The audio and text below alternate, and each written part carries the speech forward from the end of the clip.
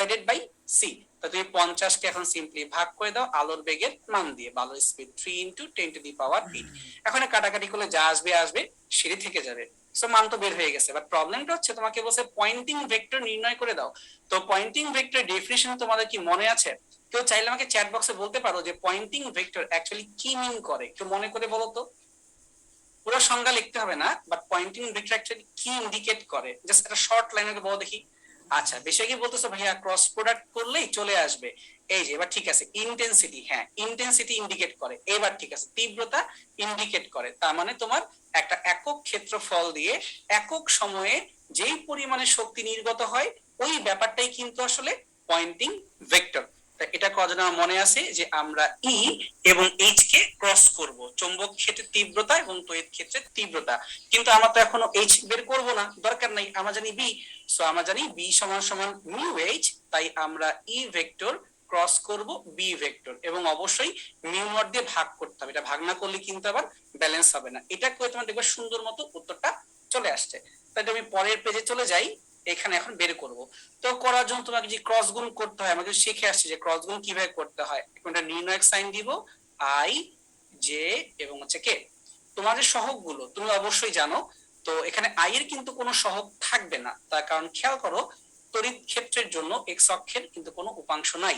ঠিক একইভাবে জেড অক্ষেও কোনো উপাংশ নাই, আছে শুধুমাত্র ওয়াই অক্ষের জন্য। তাহলে এখানে বসবে 50 সাইন এক্স মাইনাস সিটি। আমার জায়গা একটু শর্ট, তাই আমি নিচে করে লিখলাম যে 50 সাইন এক্স মাইনাস সিটি। সিমিলারলি এখন যদি আমি বি কে গুণ করতে চাই, বি এর এক্স অক্ষের কোনো উপাংশ নাই, ওয়াই অক্ষেরও কোনো উপাংশ নাই, শুধুমাত্র এই জেড অক্ষের উপাংশ আছে। এটা কিভাবে করছিলাম, ওই যে 50 কে ভাগ করে দিছিলাম 3 ইনটু 10⁸8।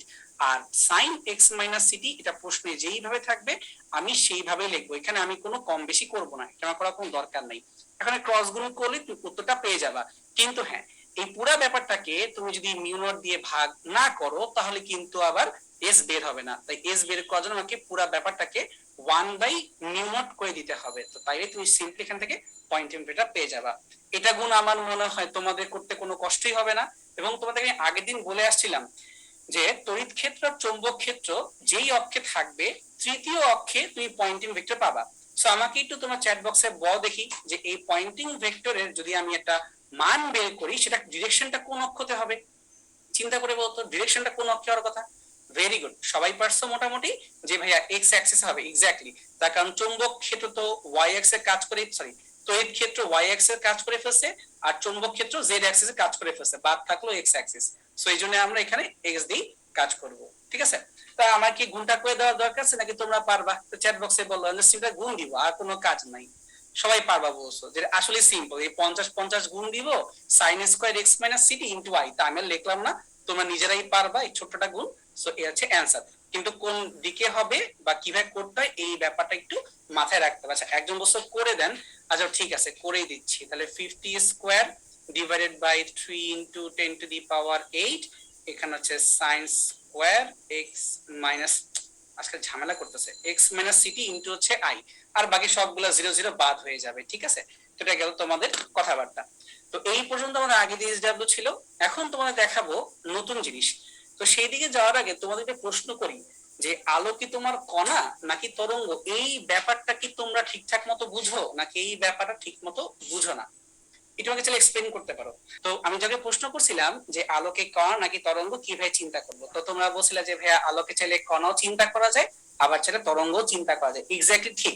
এই ব্যাপারটা খুবই কনফিউজিং যে কিভাবে ভাবতে হয় কণা বিহেভিয়ার কি বা তরঙ্গের বিহেভিয়ারটা কি।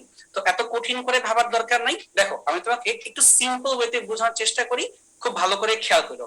তো দেখো হাতের দুই পাশে আমি মোটামুটি একই রকমের সেটআপ নিছি। এই কথা মানে কি, এই যে নীল কালার দিয়ে তুমি দেখতে পারতেছো হাতের বাম পাশে 3টা দাগের মতো আছে। এটাকে তুমি বেসিক্যালি চিন্তা করো একটা দেয়ালের মতো। একটা বড় দেয়াল ছিল, সেই দেয়ালে আমি দুইটা ছোট্ট ছোট্ট ছিদ্র করছি। এই যে একটা ছিদ্র, আর তার নিচে আরেকটা ছিদ্র। আর এই যে এটা হালকা লাল কালার বা বোতল গাঢ় বাদামি কালারের তোমার যে একটা দাগ, এটা হচ্ছে আরেকটা দেয়াল। অর্থাৎ পাশাপাশি দুইটা দেয়াল আছে, এদের মাঝখানে ফাঁকা আছে। এটা সিম্পল, এটাকে হালকা কি বলবো, হালকা লাল বলতে পারো বা গাঢ় বাদামি বলতে পারো। তখন চিন্তা করে দেখো, আমি যদি এই নীল দেয়ালের বাম পাশের এই জায়গা থেকে কোনো একটা মেশিন গান নেই যে এই মেশিন গান দিয়ে আমি এখন ফায়ার করব। কি ফায়ার করব? আমার যা মন চাই আমি ফায়ার করতে পারি। তো ধরো আমি এখান থেকে বিভিন্ন টেনিস বল ছুঁড়ে মারবো, তো এই টেনিস বল ছুঁড়ে মারা হয়, তাহলে এখানে কি অবস্থা আমাকে বলতে পারবা? চিন্তা করে বলতো, যদি আমি এখান থেকে টেনিস বল ছুঁড়ে মারি তাহলে অবস্থা কিরকম হবে? মানে চ্যাট বক্সে বলো তো। তোমরা দেখছো যে অনেক টেনিস বল প্লেয়াররা কিন্তু প্র্যাকটিস করেন, যে একটা মেশিন থাকে, ওনারা এখান থেকে টেনিস বল ছুটতে থাকে ছুটতে থাকে। তোমাদের কি মনে হয় এখান ধরো এই যে এভাবে একটা বল যাবে, আচ্ছা তো দেখো এখান থেকে আমি হচ্ছে ধরো টেনিস বল ফায়ার করতেছি, তো যখন একটা টেনিস বল এখান দিয়ে যাবে এই ছিদ্র দিয়ে বের হয়ে সুন্দর মতো যে তোমার লাল পাশের দেয়াল এই জায়গাতে হিট করার কথা। সিমিলারলি ধরো এখান থেকে আরেকটা এই লাইন বরাবর তোমার টেনিস বল চলে গেল, সেটা যে তোমার দেয়ালের এই পয়েন্টে হিট করার কথা। তার মানে আমি যদি এই নীল দেয়ালের বাম পাশ থেকে যে কোনো কিছু ছুঁড়ে মারি না কেন, সাপোজ টেনিস বল বা ফুটবল, অথবা ধরো আমি বালু নিয়ে ছুঁড়ে মারলাম, যেটাই করি না কেন এই ছিদ্র দিয়ে মোটামুটি যতটুকু এদিক ওদিক যাওয়া যায় সেই জায়গাতে যে কিন্তু এই লাল কালারের দেয়ালের উপরে হিট করার কথা, মানে এই ছিদ্রের সাথে সামঞ্জস্য রেখে একটু ডানে বামে হয়তো হালকা এভাবে ছয় যাবে। এর বাহিরে কি অন্য কোনো জায়গায় দাগ লাগার কথা? একটু কমন সেন্সে বলো তো। তুমি টেনিস বল ছুড়ো বা যে কোনো জিনিসকে ছুঁড়ে মারো না কেন, শুধুমাত্র ওই দুইটা ছিদ্র দিয়ে যতটুকু জায়গা যাওয়া সম্ভব শুধুমাত্র ওই জায়গাতেই যে কিন্তু ও দাগ ফেলবে। এর বাইরে কিন্তু তারা কোনো কারণ নাই, মানে আমি আমার এই খয়েরি দেয়ালের উপরে অন্য কোথাও এটার ফলাফল পাওয়ার কথা না। এটা হচ্ছে কণা ধর্ম, অথবা বলতে পারি আমি পার্টিকেল এরকম বিহেভ করার কথা। কিন্তু যদি কণা না হয়ে আমি কোনো তরঙ্গকে ছুঁড়ে মারি, যেমন ধরো আমি লাইটকেই ছুঁড়ে মারবো, তখন কি হবে? এই ব্যাপারটাকেও কমন সেন্সে মনে হইতে পারে যে আমি যদি এখান থেকে একটা টর্চ বাতি জ্বালাই দিই, তাহলে মনে হয় এই টর্চ বাতি দিয়ে শুধুমাত্র যে সামনে দুইটা ফুটা আছে এই দুইটা ছিদ্র দিয়ে যায় তোমার লাল কালারের দেয়ালের উপরে জাস্ট দুইটা দাগ দেখা যাবে। এটা মনে হইতে পারে জাস্ট মাত্র দুইটা দাগ দেখা যাবে, কিন্তু বাস্তবে কিন্তু এরকম ঘটনা ঘটে না। মানে এই ছিদ্র দিয়ে একটা দাগ আর নিচের ছিদ্র দিয়ে আরেকটা দাগ, তুমি এরকম দুই দাগ দেখবা, এটা ঘটবে না। বরঞ্চ এরকম দেখা যাবে একটা প্যাটার্ন। ধরো এই যে আমি নীল কালার দিয়ে একটু পর পর দাগ দিচ্ছি না, এই দাগগুলোকে তুমি চিন্তা করতে পারো লাইট। মানে ধরো অন্ধকার রুমে তুমি একটা দেয়ালের পিছনে গেলা, এই ছিদ্র দিয়ে একটা টর্চ লাইট জ্বালাই দিলা, তো এই টর্চ লাইটটা দেখা যাবে এই ছিদ্রে ঢুকবে, ঢোকার পরে এরকম হবে না যে দেয়ালের উপরে শুধুমাত্র দুইটা দাগ দেখা যাবে, দেখা যাবে দেয়ালের উপরে অনেকগুলো এরকম প্যাটার্ন বাই প্যাটার্ন তৈরি হয়ে গেছে, সাদা কালো সাদা কালো, মানে উজ্জ্বল অন্ধকার উজ্জ্বল অন্ধকার। এমনটা কিন্তু কণা বিহেভিয়ার করার কথা না। কিন্তু তাও একটা প্রশ্ন উঠতে পারে যে আলো কেন এরকম বিহেভ করলো, বা আমরা নর্মাল দিনে নর্মাল চোখে কেন এই ব্যাপারটাকে দেখতে পারি না? অনেকেই প্রশ্ন করতে পারো যে ভাইয়া আপনার কথা বিশ্বাস হলো না, রাত্রেবেলা যে আমি লাইটটা অফ করে দেই, যদি ফোনের টর্চ অন করি, কই আমি তো কখনো এরকম প্যাটার্ন দেখি না, যে জেব্রার গায়ে যেমন থাকে কালো সাদা কালো সাদা, আমি তো কখনো প্যাটার্ন দেখি না। তাহলে আপনি এটা কোত্থেকে দেখছেন, বা আমি কেন বিশ্বাস করবো আপনার কথাটা? এটা আমি আসলে দেখি না। তার কারণটা হচ্ছে এটাকে তুমি যদি আসলে অবজার্ভ করতে চাও যে তোমার এক জায়গায় উজ্জ্বল আরেক জায়গায় অন্ধকার, তাহলে কিছু শর্ত আছে।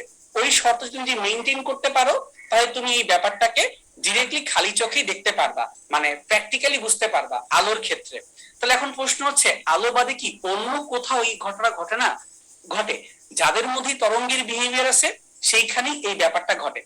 যেমন ধরো পানি, পানিতে কি ঘটবে না? পানিতে কিন্তু তরঙ্গ তৈরি হয়। তাহলে পানিতে এই ব্যাপারটা আমরা আরো একটু ইজিলি দেখতে পারবো বা আমাদের দেখতে সুবিধা হবে। তাহলে ওই ব্যাপারটাকে বোঝার জন্য এখন আমি তোমাকে একটা সিম্পল জিনিস দেখাই।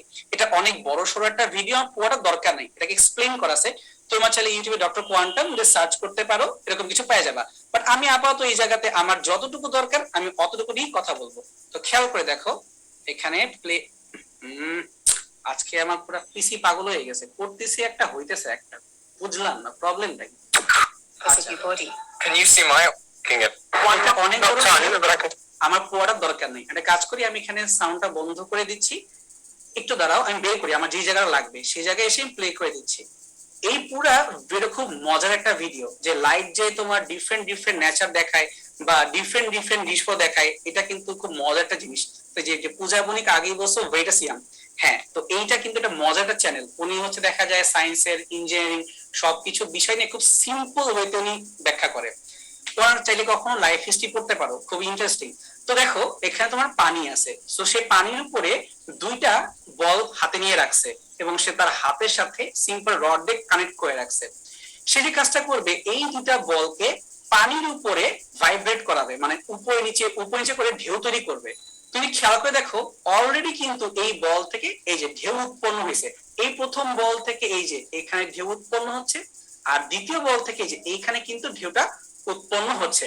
আমি একটু প্লে করে দেখাই, তোমরা ভালো বুঝতে পারবা। এই যে দেখো উনি যখন হাতে ভাইব্রেট করা শুরু করবে, এখানে দেখবা একটু পরে ঢেউ শুরু হবে। এই যে একটা বল থেকে বারবার উঁচা নামা করার কারণে ঢেউ বারবার চলে যাচ্ছে। এই দেখো একটু পজ দিই আমি, দেখো কি সুন্দর ঢেউ ঢেউ ঢেউ ঢেউ চলে যাচ্ছে। আচ্ছা আমাকে একটা প্রশ্নের উত্তর তোমরা দিবা, ভালো করে শুনো। এই যে এই জায়গাটা আমার মাউস এখন যেখানে আছে পানির উপরে, তার কিছুক্ষণ পরে এই জায়গাটা, তারপরে এই জায়গাটা, এই যে আমি যেখানে যেখানে মাউসগুলোকে বারবার রাখতেছি, এগুলো কি তরঙ্গের শীর্ষ নাকি তরঙ্গের খাঁজ? কি মনে হয় বলতো? এই দেখো আমি মাউস রাখতেছি, এই যে এইটা, তারপরে এই যে এইটা, তারপরে এইটা তরঙ্গের শীর্ষ, অথবা বলতে পারি এখানে বিস্তার পাওয়া যাচ্ছে, সর্বোচ্চ বিস্তার, তাই তো? তাহলে এই যে প্রত্যেকটা তরঙ্গের শীর্ষ, তুমি চিন্তা করতে পারো এই একটা বল যখন এখানে কম্পন তৈরি করলো, তখন তার থেকে একটা নির্দিষ্ট দূরত্বে একটা বলয় তৈরি হয়েছে।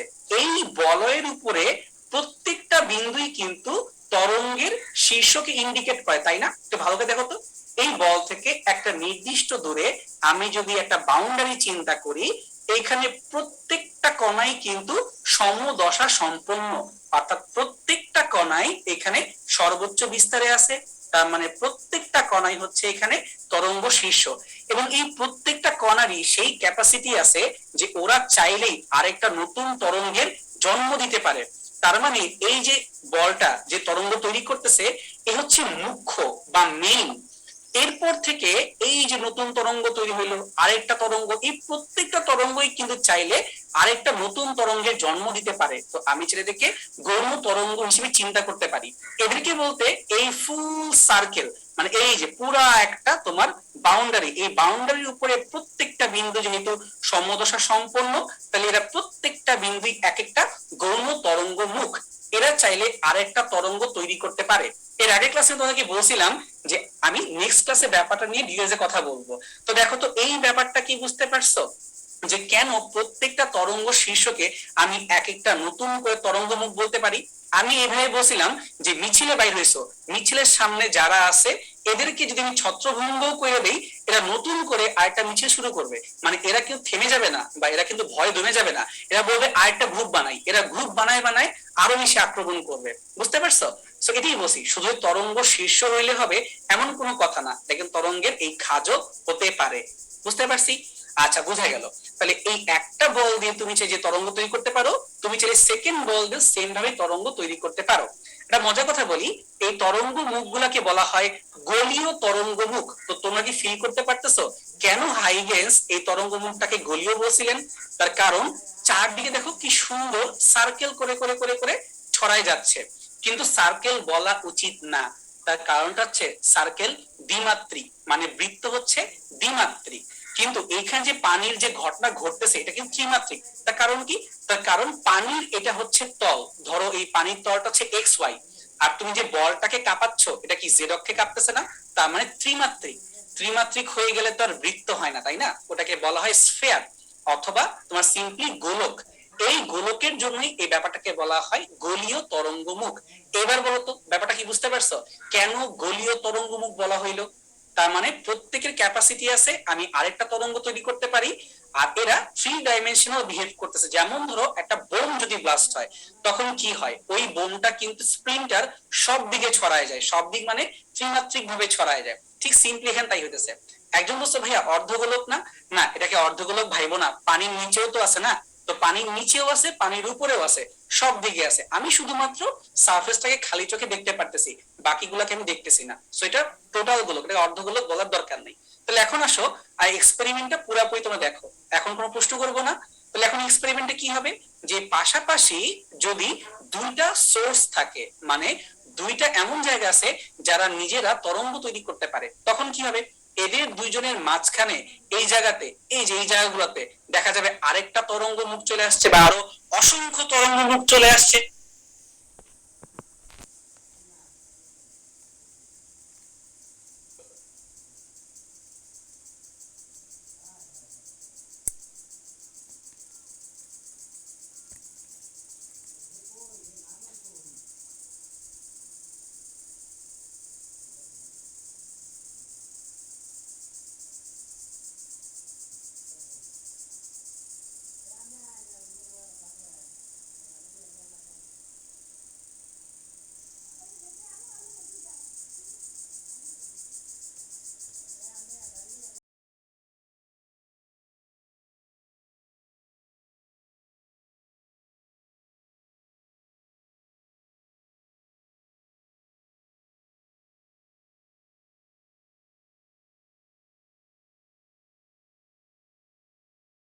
দুইটা ছিদ্র দেই, দেখো তখন সামহাও কেন যেন এখানে বিহেভটা সিম্পল দুইটা দাগ না, একটার পরে একটা অনেকগুলো দাগ। এবং ভালো করে খেয়াল করো এই সেন্টারে যে দাগটা এটা কিন্তু বেশি মোটা বা বেশি উজ্জ্বল, এবং তারপরে যে যে সাদা সাদা ডট ডট ডট দাগগুলো এগুলো কিন্তু একটু একটু করে ফেড হয়ে যাচ্ছে, তাই না?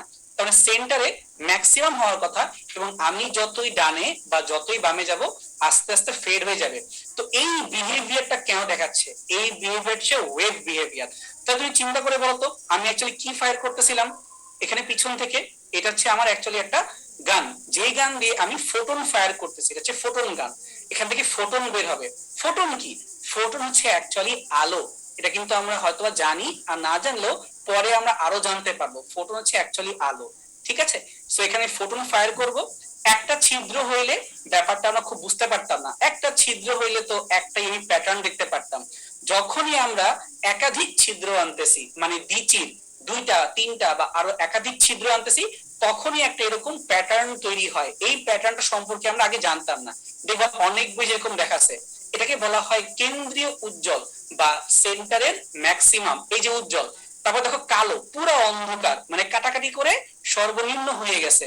তার ডান দিকে দেখো আবার এই যে এই দিকে তোমার একটা উজ্জ্বল, এই দিকেও কিন্তু একটা উজ্জ্বল। So simply pattern. আমি যতই হাতের বামে যাব বা যতই হাতের ডানে যাব, বাস্তবে একটু একটু করে ফেড হয়ে যাবে। বাট তোমাদের লেভেলে আমরা আপাতত ধরে নিব যে কোনো ফেড হবে না, মানে সবগুলো সেম থাকবে। তার মানে এই যে সাদা সাদা যে দাগগুলো তুমি দেখতে পারতেছো, এইখানে দুইটা আলো মিলেমিশে কাটাকাটি করে নাই, দুইটা আলো ওভারল্যাপ করার কারণে এখানে সর্বোচ্চ ফলাফল দিছে, মানে আরো উজ্জ্বল লাইট দেখতে পারতেছি। কিন্তু এই জায়গাতে দুইটা আলো মিলে পুরা কাটাকাটি করে দুইটা তরঙ্গ ভ্যানিশ হয়ে গেছে, এবং ফলাফল কোনো আলো নাই, এবং আলো নাই বলে এই জায়গাটা কালো হয়ে গেছে। তাহলে এটা হচ্ছে অন্ধকার পট্টি, আর এটা হচ্ছে সাদা পট্টি। সিমিলারলি আরেকটা অন্ধকার, আরেকটা সাদা, অন্ধকার সাদা, এর সুন্দর প্যাটার্ন দেখা যাচ্ছে। তখন আমাকে একটু চ্যাট বক্সে পোলাপান বলো তো এটা কি বুঝতে পারছো আমি কি বুঝাতে চাচ্ছি আসলে? যে প্যাটার্ন তৈরি হয়, উজ্জ্বল হয়, অন্ধকার হয়। তো উজ্জ্বল অন্ধকার আলোর ক্ষেত্রে বলা যায়, পানির ক্ষেত্রে তার বলা যায় না, তাই না? তো এই জন্য পানির ক্ষেত্রে বলছিলাম যে তুমি হয়তো দেখবা ঢেউ হইছে বা ঢেউ নাই, এইটাই সর্বোচ্চ বা সর্বনিম্ন। আমি চেষ্টা করতেছি যতটা সিম্পল ওয়েতে এক্সপ্লেইন করা যায়। এই ভিডিওটা তো হচ্ছে ডক্টর কোয়ান্টাম লিখে সার্চ করলেই হবে। কোয়ান্টাম মেকানিক্সে আমরা আলোকে ওয়েভ হিসেবে চিন্তা করি, পার্টিকেল হিসেবেও চিন্তা করি, কিন্তু তোমরা আরো একটা বিষয় ভাবার মতো আছে এখানে। পার্টিকেল যে সবসময় সুন্দর মতো একদম ডিস্ট্রিবিউট হবে এমন কোনো কথা নাই, ওইখানেও কিছু ভেজাল আছে। কিন্তু এগুলা আমাদের সিলেবাসে নাই, আমাদের লেভেলে নাই, তো এগুলা নিয়ে আমরা কথা বলবো না। আগে সিম্পল ব্যাপারগুলো বুঝি, তারপর যখন আমাদের ব্রেন আরো শার্প হবে আমরা আরো ডেপথে পড়ালেখা করবো। আর এই ব্রেন নাম হচ্ছে ডক্টর কোয়ান্টাম।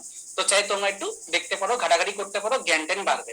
ঠিক আছে, ফাইন। এই তো এটা আমরা দেখে ফেলছি। তাহলে এই ভিডিও টানা কোনো মানে হয় না, আশা করি বোঝা গেছে যে ফোটন গুলো আসতেছে, ফোটন গুলো সেন্টারে বা জাস্ট দুই দিকে না হয়ে হাতের বামেও যায়, হাতের ডানেও যায়।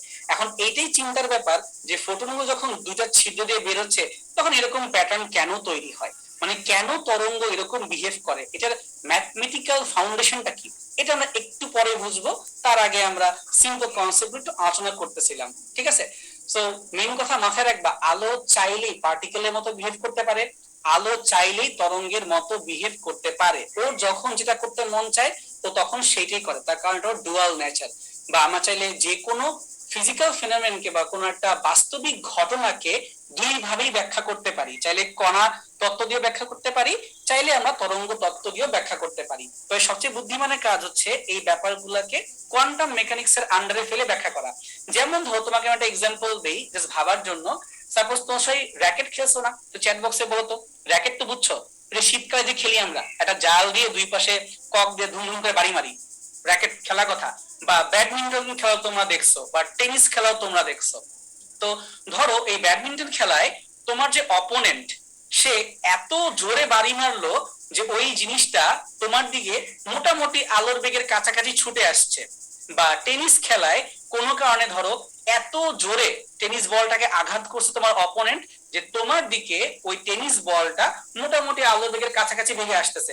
এখন প্রশ্ন হচ্ছে তোমার কি হবে? তুমি কি ওইটাকে হিট করতে পারবা তোমার ব্যাট দিয়ে, নাকি তুমি গায়েব হয়ে যাবা, না চোখেই দেখবা না, না হবেটা কি?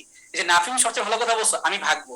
এটা সবচেয়ে বুদ্ধিমানের কাজ, ভেগে যাও, দাঁড়ানোর দরকার নাই, এটা সবচেয়ে বুদ্ধিমানের কাজ। তো এই যেটা প্রশ্ন করলাম যে ওই টেনিস বল যখন তোমার কাছে আসবে তারপর কি তুমি মানে চোখে দেখবা নাকি চোখে দেখবাও না, না কেউ তোমাকে এত জোরে বাড়ি মারবে যে তোমার ব্যাডমিন্টন ভাঙে চলে যাবে, না কি হবে?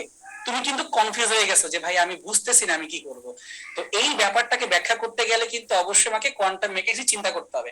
তো এই ব্যাপারগুলোকে নর্মাল আমি নিউটনিয়ান মেকানিক্স মানে F equal to M A এগুলা বলা যাবে না, এগুলা বলতে গেলে আর অঙ্ক হবে না। সো ওগুলা অন্য হিসাব কিতাব। বা তোমার কোনো তামিল মুভি না যেটা উইরা আসলো তুমিও উল্টা আর একটু গায়ের জোর দিয়ে বাড়ি মারলা, আলোর বেগে দ্বিগুণ বেগে তোমার অপয়েন্ট হয়ে যাবে, এসব কথাবার্তা বলে লাভ নাই। ওগুলো মুভিতে হয়, বাস্তবে হবে না, ওগুলো ঝামেলা আছে। ঠিক আছে, সেগুলো আমি কনফিউশন জিনিসপাতি একটু সময় দিলাম, বাসায় ভেবে দেখো। এখন আসো আমাদের চ্যাপ্টারে আবার ফেরত আসি। সো এখন আমি চিন্তা করব যে ব্যতিচার এই ব্যাপারটাকে তুমি কিভাবে এক্সপ্লেইন করবা। এক্সপ্লেইন করাটা কিন্তু একটু আসলে কনফিউজিং জিনিস। তুমি চাই তোমাকে আমি আগে একটা ছবি দেখে আসতে পারি, এই যে এই ছবিটা আগে দেখে নাও। আমি যে এক্সপেরিমেন্টটা করতেছিলাম এটা হচ্ছে অ্যাকচুয়ালি ইয়ং এর বিচির পরীক্ষা। আমরা এখন এটা শিখবো যে ইয়াং এর বিচির পরীক্ষা কিভাবে করতে হয়, এটা আমি আগেই দেখায় রাখলাম। তো সেই দিকে যাওয়ার আগে আমাদেরকে ওয়েভ নিয়ে একটু নড়াচড়া করতে হবে, তাহলে চলো একটু নড়াচড়া করি। তোমরা যদি চাও আমি তোমাকে আগে ম্যাথটা বুঝিয়ে নিতে পারি, তারপরে অ্যানিমেশন দেখাইতে পারি। আর তোমরা যদি বলো না ভাইয়া আমাকে আগে একটা অ্যানিমেশন দেখায় ইউনিট বিচিটা একটু বুঝায় তারপর ম্যাথ করান, আমি সেটাও করতে পারি। তো তোমরা বলো তোমরা কি আগে ম্যাথ দেখবা নাকি আগে অ্যানিমেশন দেখবা, তোমাদের ইচ্ছা। আচ্ছা বেশিরভাগই বলতেছো ভাই আগে অ্যানিমেশন দেখান, ঠিক আছে যাও তাহলে তোমাদেরকে আমি আগে অ্যানিমেশন দেখাচ্ছি। একটু দাঁড়াও, আমি স্ক্রিনটা শেয়ার করতেছি আরেকটা জায়গা থেকে। কোথায় গেল এটা? আচ্ছা একটু হোল্ড করো, আমি সেটা একটু বন্ধ করি, সেটা বন্ধ করে আবার অন করি, তাই তোমরা দেখতে পারবা। একটু হোল্ড করো, আমি আসি, আমি ভাগি নাই, ভয় পাওয়ার কিছু নাই। শেয়ার স্ক্রিন, এই যে এটা সাফারি। হ্যাঁ এই দেখো তো একটা কি অ্যানিমেশন দেখা যাচ্ছে? চ্যাট বক্সে বল দেখি পোলাপান, কিছু দেখা যায়? আমি আবারও সেই javalab.org ওই জায়গাতেই দেখাচ্ছি, কারণ খুব সিম্পল। আচ্ছা সবাই দেখতে পারতেছো? তাহলে সবাই একটু ঠান্ডায় চুপ করে একটু বোঝার চেষ্টা করো আমি তোমাকে এখন কি বুঝাবো। একটু দেখো, এত কঠিন না কিন্তু। হাতের বাম দিকে এই যে এই জায়গাটা, এখান থেকে দেখো সমান্তরালে সমান্তরালে কি যেন এটা আসতেছে। তো এটা হচ্ছে আলো, আলো এখানে সমান্তরালে আসতেছে। ব্যাপারটাকে আমি একটু সিম্পল হতে বলি। এই যে দাগ দেখতে পারতেছো না একটা ভার্টিক্যাল লাইন বা বলতে পারি উলম্ব রেখা, এটা হচ্ছে অ্যাকচুয়ালি তোমার তরঙ্গ অনেকগুলো আসতেছে, প্রত্যেকটা তরঙ্গের শীর্ষকে আমি একটা সিম্পল দাগ দিয়ে বুঝাচ্ছি যে একের দাগ হচ্ছে প্রত্যেকটা তরঙ্গের শীর্ষ, আর এদের মাঝখানে হচ্ছে তরঙ্গের খাঁজ বা তরঙ্গের তোমার পাত, যাই বলো না কেন। ওরা আসলো, ওরা এসে এই একটা ছোট্ট ছিদ্র দিয়ে বের হয়ে যাবে। এই যে ছোট্ট ছিদ্র যখন বের হয়ে যাচ্ছে এই জায়গাতেই একটা মজার ঘটনা ঘটতেছে। তার মানে কি হচ্ছে একটা মিছিল আসতেছে, এই মিছিলের উপরে প্রত্যেকটা কণার এই ক্যাপাসিটি আছে যে ওরা একটা তরঙ্গ তৈরি করতে পারে। তো এই মিছিলটা যখনই পুলিশের এই ব্যারিকেডটাকে ভেঙে হাতে ডান দিকে যাচ্ছে তখন সব দিকে ছড়াই ছিটায় যাচ্ছে, যে বলতেছে আমরা পুরো এলাকা দখল করে ফেলবো। তার মানে সমান্তরাল তরঙ্গ এসে ছোট ছিদ্র দিয়ে বের হয়ে গোলীয় তরঙ্গ মুখের ন্যায় আচরণ করতেছে। এই কথাটা কি বুঝতে পারছো যে কেন ছোট ছিদ্র দিয়ে বের হয়ে গোলীয় তরঙ্গ মুখের মতো আচরণ করলো? কোনো ঝামেলা আছে? তার কারণ ও চাইলে তরঙ্গ প্রত্যেকটা পার্টিকেল নতুন করে তরঙ্গের জন্ম দিতে পারে। সেই ছোট ছিদ্র দিয়ে বের হয়েই ভাবলো আমি আরেকটা তরঙ্গ বানাবো, সুন্দর মতো গোলীয় তরঙ্গ মুখ তৈরি করে ফেললো। ঠিক আছে, আচ্ছা এখন প্রশ্ন করছো যে ভাইয়া কেন গোলীয় তরঙ্গ হলো? তার কারণটা হচ্ছে আমি যদি এই ব্যাপারটাকে ব্যাখ্যা করতে চাই আলোকে তরঙ্গের ন্যায় চিন্তা করতে হবে। তো তরঙ্গ যখন ছোট ছিদ্র দিয়ে বের হবে তখন কিন্তু সব দিকে ছড়াই যাবে। চিন্তা করো সাউন্ডের মতো বা চিন্তা করো বোমের মতো, এখান থেকে বের হইলে সাউন্ড কিন্তু শুধুমাত্র সামনে শোয়া যাবে না, সাউন্ড কিন্তু ছিদ্র দিয়ে সব দিকে ছড়াই পড়ে না?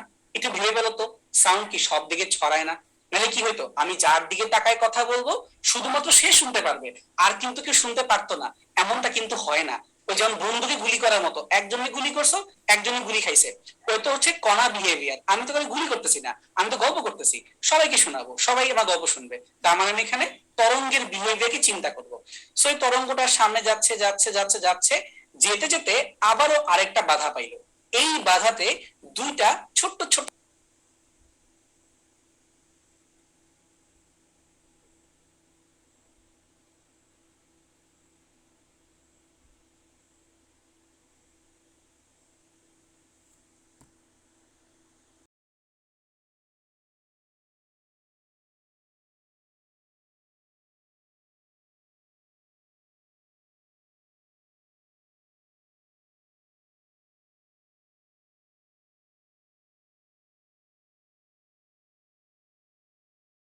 সো দুইটা ছিদ্র দিয়ে যখন এই তরঙ্গটা পাস করবে তখন এই তরঙ্গই আবারও দুইটা তরঙ্গ মুখ তৈরি করে ফেললো, এখান থেকে আবারও দুইটা ইন্ডিভিজুয়াল তরঙ্গ তৈরি হইলো।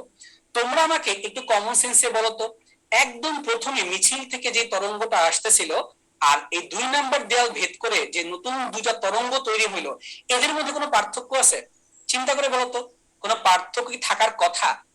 একটা মিছিলের অনেকগুলো পোলাপান আসতেছে, সবাই একটা টার্গেট নিয়ে আসছে, আজকে আমরা মারবো ধরে সবাই, তো একটা ছিদ্রের বাইরে হয়েছে, তারপরে দুটো ছিদ্রের বাইরে হয়েছে, কিন্তু এই জল ছিদ্র দিয়ে বের হোক না কেন, এদের মধ্যে কিন্তু কোনো পার্থক্য নাই। এখন পার্থক্য নাই এই কথার মানে কি? এই তরঙ্গের বেগ সেম, এই তরঙ্গের কম্পাঙ্ক সেম, এই তরঙ্গের তরঙ্গ দৈর্ঘ্য সেম, মানে বেসিক্যালি কোনো পার্থক্যই নেই, সবকিছুই সেম টু সেম থাকতেছে। একটা ছোট্ট গন্ডগোল লাগছে, গন্ডগোলটা হচ্ছে যখন এই দুইটা ছিদ্র দিয়ে বের হয়ে সামনে অগ্রসর হচ্ছে তখন খেয়াল করো দুইজনের তরঙ্গ মিলেমিশে কিন্তু কিছু কিছু পয়েন্টে ওভারল্যাপ করে। এই যে কালো ডট ডট বিন্দুগুলো এখানে কি ওভারল্যাপ করতেছে না? একটু ভালো করে দেখো তো এই জায়গাটা, এই যে এই যে তরঙ্গ তরঙ্গ এই যে দুইটা মিলে, এই যে আমার মাউস যাচ্ছে দেখো, এই যে ওভারল্যাপটা কিন্তু আমি তোমাকে ইন্ডিকেট করে দেখাচ্ছি। তার মানে এই দুইটা যখন সমদশায় মিলিত হচ্ছে, এই কালো ডট ডট গুলো সর্বোচ্চ বিন্দুকে ইন্ডিকেট করতেছে। এই সর্বোচ্চ বিন্দু যখন আমার স্ক্রিনে যাচ্ছে তখন খেয়াল করো স্ক্রিনের একদম মাঝখানে আমি একটা উজ্জ্বল আলো দেখতে পারতেছি। সাদা মানে তো উজ্জ্বল আলো, তাই না? ঠিক একইভাবে এই প্রত্যেকটা কালো বিন্দু মিন করতেছে যে এইখানে দুইটা তরঙ্গ একই রকম ভাবে মিলিত হয়েছে, মানে দুজন হাত মিলেছে,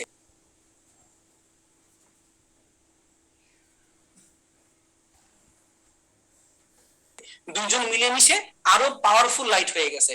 তো আমার স্ক্রিনে এই যে উজ্জ্বল আলো, এই যে উজ্জ্বল আলো, এই যে উজ্জ্বল আলো, আর এদের মাঝখানে যেখানে তরঙ্গগুলো মিলিত হয়েছে তখন তরঙ্গগুলো বিপরীত দশায় বা উল্টা হয়ে মিলিত হয়েছে, তখন মারামারি কাটাকাটি করে উল্টা শেষ হয়ে গেছে, কোনো তরঙ্গই থাকলো না, এবং ফলাফল আমি আমার স্ক্রিনে একটা অন্ধকার দেখতে পারতেছি, বা অন্ধকার ডোয়া দেখতে পারতেছি, বা অন্ধকার পট্টি দেখতে পারতেছি।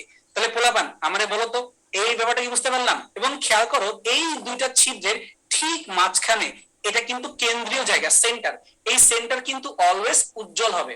এটা আমি অঙ্ক করে বের করে দেখাবো কেন হয়, বাট দেখো নর্মালি কিন্তু সেন্টারে একটা কি উজ্জ্বল থাকে, তার উপরেও উজ্জ্বল, তার নিচেও উজ্জ্বল, বা তার উপরেও অন্ধকার, তার নিচেও অন্ধকার। সো এটাকে তুমি কাইন্ড অফ বলতে পারো আমাদের সংখ্যা রেখায় এটা হচ্ছে 0 0, তার উপরে প্লাস মাইনাস, উপরে সহজে প্লাস আছে আর নিচে সব মাইনাস আছে, বা বলতে পারি এই প্যাটার্নটা রিপিট করতেছে, উপরেও কালো সাদা কালো সাদা, নিচেও কালো সাদা কালো সাদা রিপিট করতেছে। তো আশা করি এখন কিন্তু এই ব্যাপার বুঝতে পারতেছো। আর এই যে আমার এখানে কালো কালো যে ডট ডট ফোঁটা গুলো, এই কথা মানে হচ্ছে এইখানে দুইটা তরঙ্গ, এই যে দুইটা তরঙ্গ এরা পরস্পরের সাথে একই রকম দশায় মিলিত হয়েছে, মানে একই রকম ভাবে মিলিত হয়েছে, কেউ কারো উল্টা হয়ে মিলিত হয় নাই। আশা করি ব্যাপারটা বোঝা গেছে। এইবার যদি আমি একটু চালাকি করে একটা কাজ করি, এই দুইটা ছিদ্রকে একটু সামনে আগায় দেই বা একটু পিছায় দেই, সবাই খেয়াল করো একদম ডান দিকে যে স্ক্রিনটা একদম ডান দিকে ওইখানে প্যাটার্নটা চেঞ্জ হচ্ছে না? তো চ্যাট বক্সে বলো তো প্যাটার্ন কি চেঞ্জ হচ্ছে? তো দেখো তো, আমি চিন্তা করে বলো দেখি, প্যাটার্নটা কিন্তু চেঞ্জ হওয়ার কথা। তো যারা যে বলছিলা ওই যে একটু ভিডিও দেখাইছিলাম ওইখানে ভাইয়া এরকম কেন হইলো ওইরকম কেন হইলো, আমি কিন্তু বলছিলাম যে তুমি এখানে আরো অনেকগুলো ফ্যাক্টর আছে, ছিদ্রগুলা কতটুকু, কত দূরে দূরে, কত কাছাকাছি, এইগুলা তোমাকে হিসাবে আনতে হবে। সো দেখো এখন এগুলা কিন্তু তোমার এই যে গ্যাপ গুলো বা ডোরা গুলো অন্ধকার বা সাদা কেমন একটু কাছাকাছি হয়ে গেছে, বাট আমি যদি ছিদ্রকে অনেক পিছিয়ে দিই তখন তো কাইন্ড অফ একটু বড় বড় বা একটু ফেড ফেড হয়ে গেছে, বুঝতে পারছো? তার মানে এই প্রত্যেকটা ব্যাপারকে মাথায় রাখতে হবে, ছিদ্র কোথায়, এই তোমার যে স্ক্রিনটা বা এই দেয়ালটা, এই দেয়ালটা কোথায়, সবকিছু মাথায় রাখতে হবে। এখন আমি তোমাদেরকে একটা ছোট প্রশ্ন করি, আমাকে কি এটা বলতে পারবা যে আমি কেন প্রথমে একটা ছিদ্র দিয়ে আলোকে বের হইতে দিলাম তারপরে দুইটা ছিদ্র ইউজ করলাম? আমি এরকম না করে দুই পাশে তো দুইটা তরঙ্গ বসাই দিলেই পারতাম। ওই যে যেমনটা আমরা পানির রিভিউতে খেয়াল করছিলাম, দুইটা বল তুমি একই সাথে হাতে কাঁপাচ্ছ, ওটা করে নিতে পারতাম। আমি কেন একটা লাইটকে দুই ভাগ করলাম? বলতে পারবা যে কেন একটা লাইটকে বাধ্য করলাম যেন ও দুইটা লাইটে কনভার্ট হয়ে যায় বা দুইটা আলোক উৎস হয়ে যায়, কেন করলাম? এই যে একজনকে আগে বলে ফেলছো যে ভাইয়া সেম আলো পাওয়ার জন্য, এক্স্যাক্টলি এই কথার মানে হচ্ছে, আমি ছোট এক্সাম্পল দিয়ে বলি, ধরো তোমার বাসায় একটা বাল্ব আছে 10 ওয়াটের, আমার বাসাতেও সেম কোম্পানিরই একটা 10 ওয়াটের বাল্ব আছে, কিন্তু পার্থক্যটা হচ্ছে তোমার ওই বাল্ব আর আমার বাল্বের মধ্যে পার্থক্য আছে। কি পার্থক্য থাকতে পারে? ব্রাইটনেস কম বেশি হইতে পারে, ভোল্টেজ কম বেশি হইতে পারে। আর আমি তরঙ্গের কথা বলি, দেখা যাবে হয়তোবা তরঙ্গের কম্পাঙ্ক মিলতেছে না, বা তরঙ্গ দৈর্ঘ্য মিলতেছে না, বা দশা পার্থক্য থাকতেছে। মানে হুবহু সেম টু সেম আমি চাইলেও করতে পারবো না, এবং আমি যেটা করতে পারি না, এই জন্যেই বাস্তবে আমরা আলোর ক্ষেত্রে এই যে ঘটনাটা সাদা কালো সাদা কালো খালি চোখে সবসময় দেখতে পারি না। এটা একটা কারণ যে কেন আমরা আলোকে এরকম দেখতে পাই না, বাট পানির উপরে দেখতে পারি। তার কারণটা হচ্ছে দুইটা আলোর তরঙ্গকে হুবহু সেম